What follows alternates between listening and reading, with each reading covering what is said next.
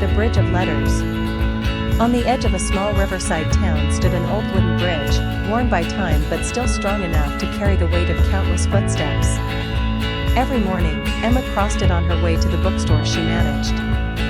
She loved the creak of the planks beneath her shoes, the whispers of the river below, and the quiet comfort of knowing the bridge had seen decades of stories, happy ones, sad ones, forgotten ones. One late spring morning, as the mist clung gently to the water, Emma noticed something unusual tucked between two of the wooden beams. It was an envelope, carefully sealed, her name written in a handwriting she didn't recognize. Curious and slightly hesitant, she slipped it into her coat pocket. At the store, when the morning rush had passed, Emma opened it. Inside was a short letter. To the girl with the gentle smile. You don't know me, but I see you cross this bridge every day. Somehow, your presence makes the mornings less ordinary. This is my first letter. If you find it, I hope you'll let it lead to another. There was no name, only the simple signature, from the other side. Emma's heart fluttered. She had never received anything like this before, mysterious, thoughtful, and strangely poetic. The next morning, she left her reply where she had found the first letter. To the stranger with the careful words. I found your letter. I don't know who you are, but if you keep writing, I'll keep reading. And so it began. Every few days, letters appeared, each one tucked neatly into the bridge. They spoke of little things, favorite books, memories of summer rain, dreams of faraway places. Slowly, they became more personal, confessions of loneliness, the ache of wanting more from life, the hope of being truly seen. Through the letters, Emma learned that he was a teacher named Daniel. He loved music, played the piano at night when the world felt heavy, and often walked the riverbank for inspiration. He never told her which side of the bridge he lived on, as if keeping that secret kept the magic alive. Months passed, and Emma realized that the stranger with the words had become the voice she looked forward to most. His letters felt like warmth in her pocket, like sunlight she could carry. Finally, one evening, she slipped her own confession between the beams. Daniel. I've never seen your face, yet I feel I know your heart. If you're ready, meet me tomorrow at sunset, right in the middle of the bridge. The next day, Emma could barely focus at the store. Her hands trembled as she locked the door at closing time. The sky was painted in gold and violet as she walked to the bridge, her breath quickening with every step. And there he was. Daniel stood at the center, a letter in his hand, his eyes searching the horizon until they met hers.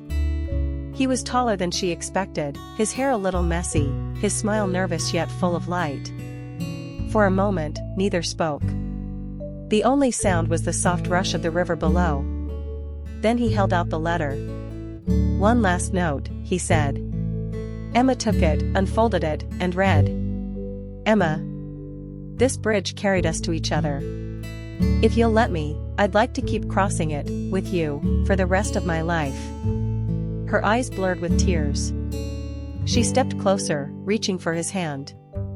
Then let's start now, she whispered. And as the sun dipped below the horizon, the old bridge became the beginning of their story, a story written not in letters anymore, but in the days and years they would share together. The bridge at Maplewood. The small town of Maplewood was known for its quiet streets, blooming gardens, and the wooden bridge that stretched across the river like a memory. People often walked there at sunset, watching the golden light spill across the water. For Emma Carter, the bridge wasn't just a landmark, it was the place where her life had changed forever. Emma was a schoolteacher, gentle but strong, who had spent years pouring her heart into her students. She loved books, wildflowers, and the sound of rain on her window. Yet, despite her quiet joys, there was an emptiness in her life she couldn't quite name. That emptiness began to fade the evening she met Daniel Hale. Daniel was a journalist who had grown weary of the city's noise and came back to Maplewood to look after his aging father. He was thoughtful, with a way of speaking that made people feel truly heard. His eyes carried both laughter and sorrow, as though he had seen more of life than he cared to admit. Their first meeting was simple. Emma was sketching wildflowers by the bridge when Daniel stopped to ask for directions. What began as a brief conversation stretched into an hour, then two, as twilight wrapped itself around them. Emma found herself laughing more than she had in years, and Daniel noticed that her voice lingered in his mind like a melody. Days turned into weeks, and the two of them kept finding excuses to cross paths. A walk to the farmer's market, a shared cup of coffee at the corner cafe, evenings spent watching the fireflies flicker across the fields. Slowly, the walls around Emma's heart began to soften, and Daniel, who had once promised himself never to stay in one place for too long, started to feel rooted again. But love rarely arrives without trials.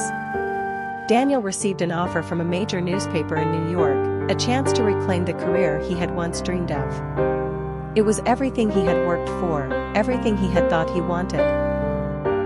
Yet, the thought of leaving Emma, and the bridge where they had built their fragile beginning, tore at him.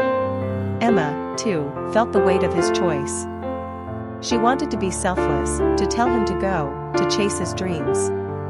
But deep inside, she feared that if he left, the emptiness would return, deeper than before.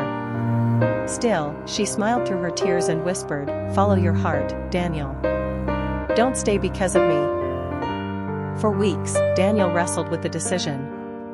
Finally, one evening, he asked Emma to meet him at the bridge.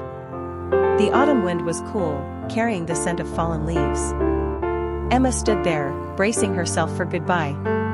But Daniel took her hands, his eyes shining with certainty. "Emma," he said softly, "I've spent my life chasing stories. But you are the story I want to tell every day. The city can wait. My heart is here, with you." Tears welled in Emma's eyes as she whispered his name. The bridge, bathed in the glow of lantern light, seemed to hold its breath as Daniel kissed her for the first time. The river below reflected the stars, carrying their promise into the night. Years later, the people of Maplewood would often see them walking hand in hand across the bridge, no longer strangers, but two souls who had chosen love over everything else. And every autumn evening, when the golden light touched the water, Emma would smile, remembering the night her world became whole. Beneath the lantern sky, the small town of Evermere was known for its quiet charm. Narrow cobblestone streets wound through rows of ivy-covered houses, and at night, lanterns hung from the trees, glowing softly like fallen stars. To the townspeople, these lanterns were ordinary decorations. But to Emma, they were a promise of something more, a promise of love she had never dared to believe in until the summer she met Daniel. Emma had always been the quiet one, the girl who worked in her family's bookstore and spent most evenings arranging shelves or reading until midnight. She loved stories about love, about people who found each other in unexpected ways. Still, she believed such things only belonged on paper, not in her own life. Daniel was different from anyone she had ever met. He arrived in Evermere in June, renting a small cottage near the river. He was an architect from the city, taking a break after losing his father. He was searching for silence, for healing. But instead, what he found was Emma. They first met on a rainy afternoon. Emma had stepped outside the bookstore, trying to pull down the lantern swaying in the storm, when Daniel rushed over to help. His shirt was soaked, his hair dripping, but he smiled anyway as he steadied the ladder. "You'll get hurt doing this alone," he said. Emma blushed, her heart unexpectedly quickening. "And you'll get sick if you stay out in this rain." From that moment on, their lives seemed to intertwine like threads of a single story. Daniel began visiting the bookstore, at first under the excuse of buying books about architecture, but soon he admitted that it wasn't the books he came for, it was Emma. They started walking together through the lantern-lit streets, their conversation spilling from books into dreams, fears, and memories. Emma told him how she sometimes felt trapped in her small town, tied to her family's shop, afraid to step beyond what she knew. Daniel told her how the city, though full of opportunity, had made him feel empty, until Evermere, and Emma, brought color back into his world. One night in August, during the town's annual Lantern Festival, Daniel and Emma found themselves standing on the bridge over the river. Hundreds of lanterns floated above the water, their golden light reflected like constellations. Daniel turned to her, his voice softer than the summer breeze. Emma, I came here to escape, but instead I found the one place I want to stay. You've given me something I thought I lost a long time ago, hope. And maybe, love. Emma's breath caught. Her heart, which had only ever known stories of other people's happiness, now felt alive with her own. She reached for his hand, trembling but sure. I've been waiting for a story like this, she whispered. And I want it to be ours. They kissed beneath the lantern sky, the town glowing around them, the world holding its breath for two souls who had finally found each other. And though life would still bring storms and silences, Emma and Daniel knew they had discovered something rare, not just love, but a home in each other's hearts.